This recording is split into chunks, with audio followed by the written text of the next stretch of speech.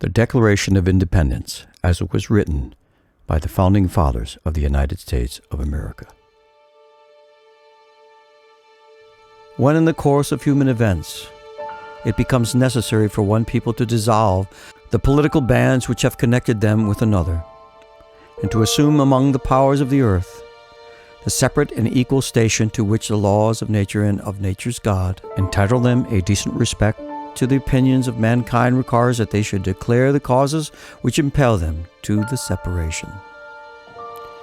We hold these truths to be self-evident, that all men are created equal, that they are endowed by the Creator with certain unalienable rights, that among these are life, liberty, and the pursuit of happiness, that to secure these rights, governments are instituted among men, deriving their just powers from the consent of the governed, that whenever any form of government becomes destructive of these ends, it is the right of the people to alter or to abolish it, and to institute new government, laying its foundation on such principles and organizing its powers in such form as to them shall seem most likely to affect their safety and happiness.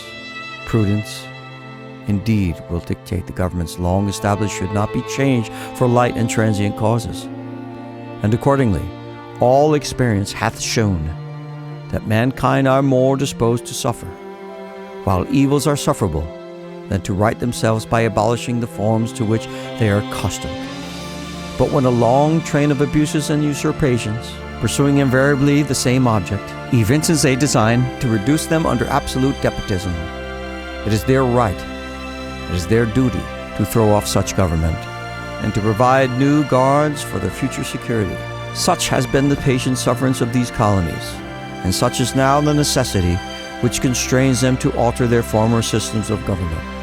The history of the present King of Great Britain is a history of repeated injuries and usurpations, all having in direct object the establishment of the absolute tyranny over these states. To prove this, let facts be submitted to a candid world. He has refused his assent to laws, the most wholesome and necessary for public good. He has forbidden his governors to pass laws of immediate and pressing importance, unless suspended in their operation till his assent should be obtained. And when so suspended, he has utterly neglected to attend to them. He has refused to pass other laws for the accommodation of large districts of people, unless those people would relinquish the right of representation in the legislature, a right inestimable to them and formidable to tyrants only. He has called together legislative bodies at places unusual, uncomfortable, and distant from the depository of their public records, for the sole purpose of fatiguing them into compliance with his measures. He has dissolved representative houses repeatedly for opposing with manly firmness and his invasions on the rights of the people. He has refused for a long time after such dissolutions to cause others to be elected, whereby the legislative powers, incapable of annihilation, have returned to the people at large for their exercise, the state remaining in the meantime exposed to all the dangers of invasion from without and convulsions within. He has endeavored to prevent the population of these states, for that purpose obstructing the laws of naturalization of foreigners, refusing to pass others to encourage their migrations hither, and raising the conditions of new appropriations of lands. He has obstructed the administration of justice by refusing his assent to laws for establishing judiciary powers.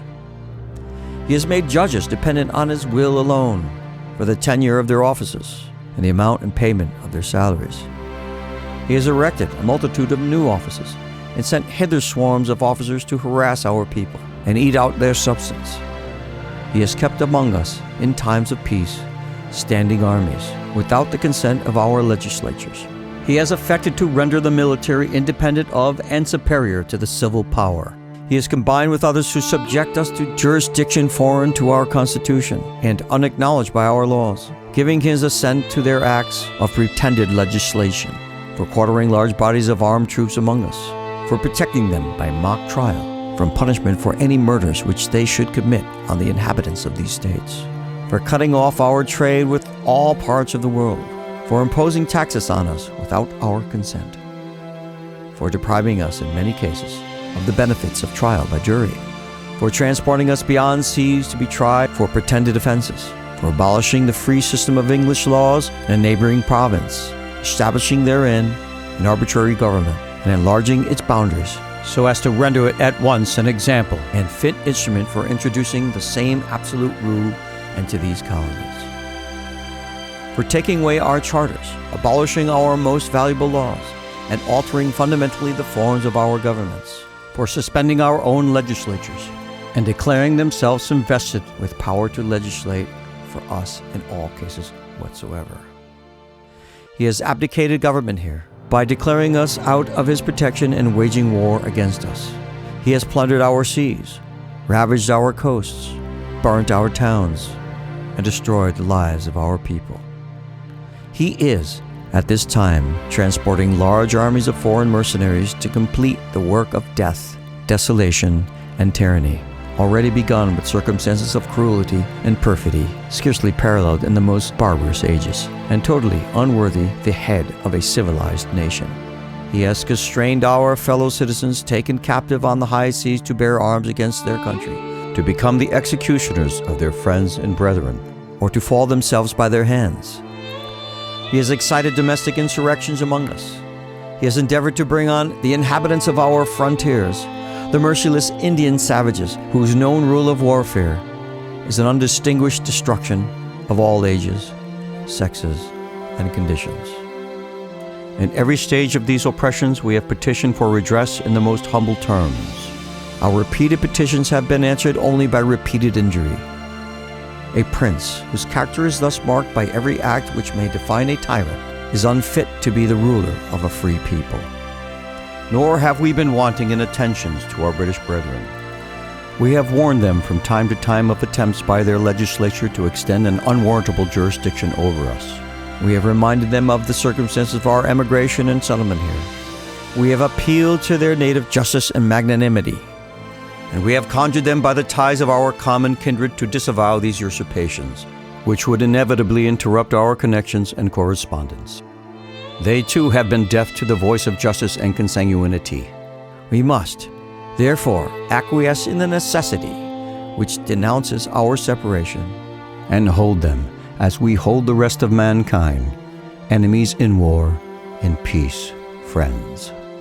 We, therefore, the representatives of the United States of America, in General Congress, assembled appealing to the Supreme Judge of the world for the rectitude of our intentions, do, in the name and by authority of the good people of these colonies, solemnly publish and declare that these united colonies are, and of right ought to be, free and independent states, that they are absolved from all allegiance to the British Crown, and that all political connection between them and the state of Great Britain is and ought to be totally dissolved, and that as free and independent states, they have full power to levy war, conclude peace, contract alliances, establish commerce, and to do all other acts and things which independent states may of right do. And for the support of this declaration, with a firm reliance on the protection of divine providence, we mutually pledge to each other our lives, our fortunes, and our sacred honor.